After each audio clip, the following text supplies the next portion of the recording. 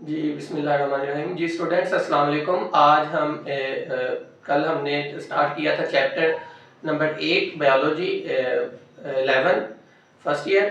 तो आज हम उसका अगला एक टॉपिक सेकंड लेक्चर जो कि है कैरेक्टरिस्टिक्स ऑफ फंजाई, वो हम डिस्कस करेंगे। कल हमने फंजाई के बारे में डिस्कस किया था, इंट्रोडक्शन देखा था कि फंजाई क्या है। आज हम उसकी खसूसियात देखेंगे। तो फर्स्ट ऑफ ऑल हम जाते हैं कि जो माइसीलियम एक टर्म यूज होती है माइसीलियम। तो माइसीलियम की डेफिनेशन है कि body of fungus is called mycelium. मतलब जो फंगस की बॉडी है, जो फंजाई की बॉडी है, उसको माइसीलियम कहा जाता है। तो ये समझ लें आप, ये कुछ हाइफी है, ये इस तरह पैक अगर हो जाए तो ये माइसीलियम है। तो माइसीलियम के अंदर जो थ्रेड लाइक स्ट्रक्चर्स है उनको हाइफी कहा जाता है। तो बॉडी एक माइसीलियम है, लेकिन उसके अंदर जो branch, cylinder, long, tubular, tubular अगर आए ना तो ट्यूबुलर ऐसा स्ट्रक्चर होता है जिसमें कोई चीज फ्लो करती है, उसमें साइटोप्लाज्म फ्लो करेगा। Branch, cylinder, long, tubular, thread like structures called hyphae. तो body of fungus is called mycelium, लेकिन उसके अंदर जो धागे नुमा साख्तें हैं उनको हाइफी कहा जाता है। तो दोनों में कंफ्यूजन नहीं करनी आपने कि जो एक कंप्लीट बॉडी ऑफ माइसीलियम कहलाती है, उसके अंदर जो हाइफी है, धागे नुमा साख्तें हैं, उनको हम हाइफी कहते हैं। तो हाइफी क्यों इंपॉर्टेंट है? Hyphae extend over the substratum.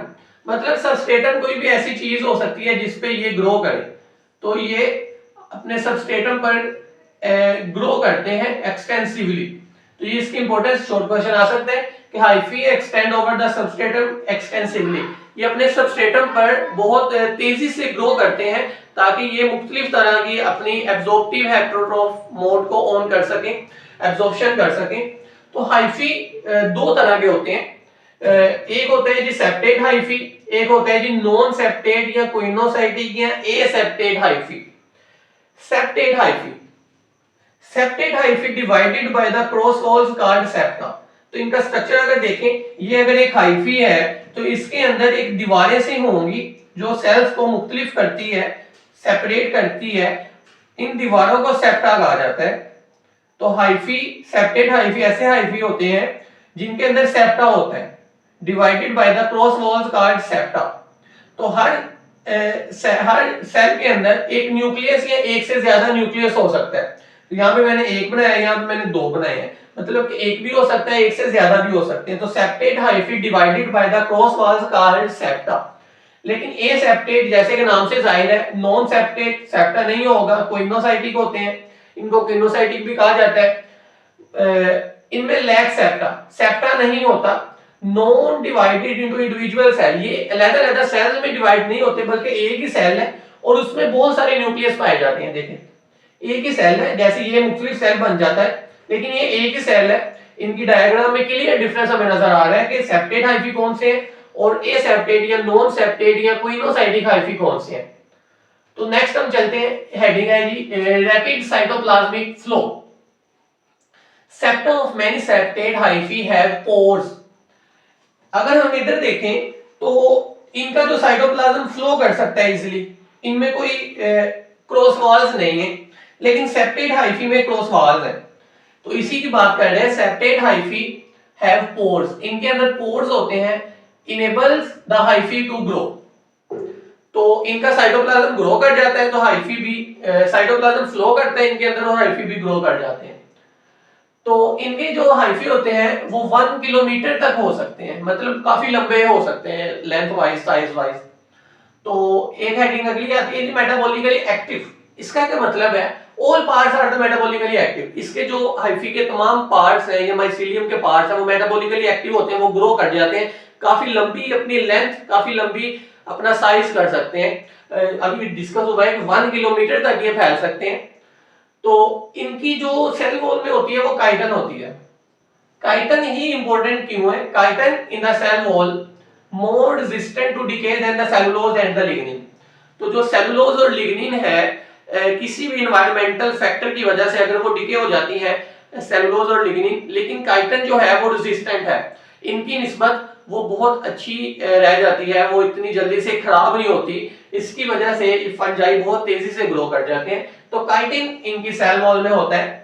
और एक्सटेंसिव हाइफल सिस्टम, इनकी जो हाइफल सिस्टम होता है वो बहुत बड़ा होता है, बहुत तेजी से और बहुत दूर दूर तक 1 किलोमीटर तक ग्रो कर सकते हैं।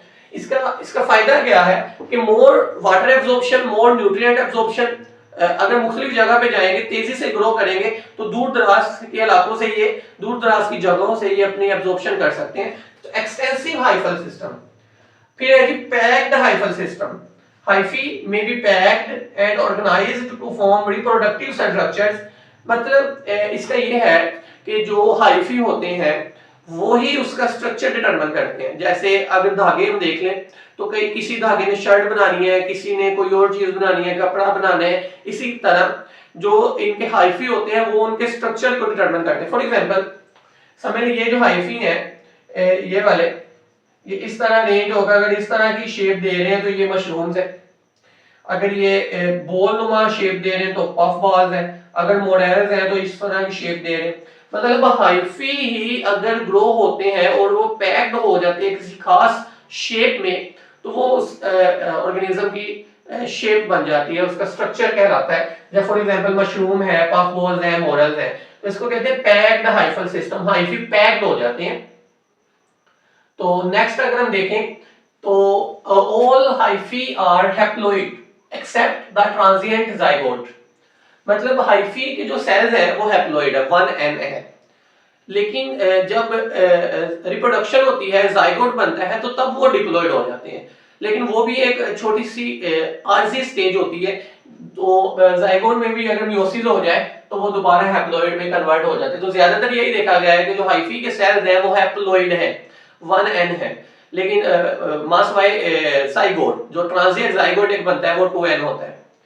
उसके बाद आर्मिलेरिया, वेरी इंपॉर्टेंट शॉर्ट क्वेश्चन। आर्मिलेरिया, तो आर्मिलेरिया बेसिकली एक पैथोजेनिक फंगस है, पैथोजेनिक फंजाई।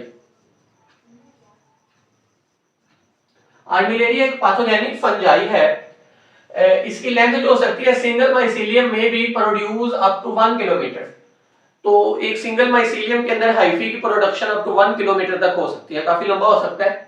तो सर्कुलर क्लोन ऑफ आर्मिलेरिया, बेसिकली ये ना इसकी सर्कुलर क्लोन होती है, इस तरह सर्कुलर क्लोन ऑफ आर्मिलेरिया होती है। और इस सर्कुलर क्लोन के अंदर बहुत सारे मशरूम लाइक स्ट्रक्चर्स ग्रो कर जाते हैं। ऑफ्लिक्टिंग कोनिफर, ऑफ्लिक्टिंग का मतलब है मुतासर करता है कोनिफर। तो कोनिफर ऐसे प्लांट्स होते हैं जो कोन्स बनाते हैं। फॉर एग्जांपल पाइन्स, इंपॉर्टेंट इसके एग्जांपल आ जाते हैं। जब भी कोनिफर्स का जिक्र आता है तो पाइन का जिक्र आता है। तो पाइन बेसिकली एक ट्री है जो कोन बनाता है, उसको कोनिफर कहा जाता है। तो उसकी तरह से ये दिखते हैं। Growing up to central focus has been measured up to 15 hectares.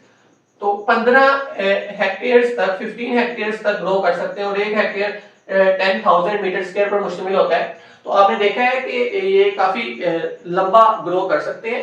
Could it be the largest organism, ये क्वेश्चन है कि क्या ये सबसे बड़ा ऑर्गेनिज्म है। जैसे कि हमने देखा है कि काफी लेंथ इसकी बन सकती है। लेकिन इस क्वेश्चन का आंसर ये है कि ये हो सकता है, बट अगर डीपली सोचा जाए तो ये नहीं भी है। तो इसका ये नहीं इस वजह से है क्योंकि जो इसके हाइफी हैं वो बिखरे हुए हैं। अगर हम कोई भी ऑर्गेनिज्म ले लें ना तो उसके सेल्स हैं जो एक ऑर्गेनाइज्ड शेप में है। तो अगर उनको बिखेर दिया जाए तो वो भी लंबे हो सकते हैं। फॉर एग्जांपल अगर एक बुक है 1000 पेजेस की, वो एक छोटी सी शेप में है, इतनी सी है, लेकिन अगर उसके पेजेस को अलग-अलग करके हम पूरे रूम में बिखेर दें या पूरे घर में बिखेर दें तो वो काफी लंबा सरफेस एरिया बन सकता है। लेकिन वो फिर एक उसका वो एक कंप्लीट स्ट्रक्चर नहीं कहलाएगा, वो एक फैला हुआ स्ट्रक्चर कहलाएगा। इसी तरह अगर ये है आर्मिलेरिया है तो ये इसके हाइफी फैले हुए होते हैं। लेकिन अगर हम किसी और ऑर्गेनिज्म की बात कर ले तो वो एक कंप्लीट शेप में, एक ऑर्गेनाइज्ड शेप में होता है।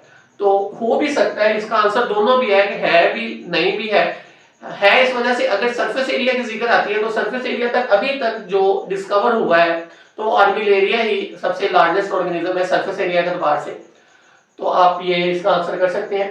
तो आर्मिलेरिया वेरी इंपॉर्टेंट शॉर्ट क्वेश्चन एक बार दोबारा देख लेते हैं कि आज हमने इसकी कैरेक्टरिस्टिक्स पढ़ी हैं। फर्स्ट ऑफ ऑल माइसीलियम क्या होता है, हाइफी क्या होते हैं, हाइफी की इंपॉर्टेंस क्या है। हाइफी दो तरह के होते हैं, सेप्टेट हाइफी या नॉन सेप्टेट हाइफी। फिर इसका साइटोप्लाज्म फ्लो कट जाता है हाइफी के अंदर और ये मेटाबॉलिकली एक्टिव पार्ट होता है। तमाम पार्ट इसके मेटाबॉलिकली एक्टिव होते हैं। एक अगर छोटे से हिस्से के पास न्यूट्रिएंट है तो वो तमाम समझो पूरे हाइफी के पास ही न्यूट्रिएंट्स हैं।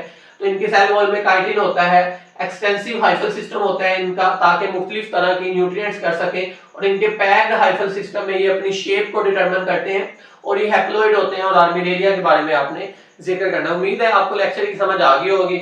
अगर किसी चीज की समझ नहीं आई तो आप नीचे कमेंट में पूछ सकते हैं। इंशाल्लाह हम कल नेक्स्ट लेक्चर में मिलेंगे। ओके, अल्लाह हाफिज।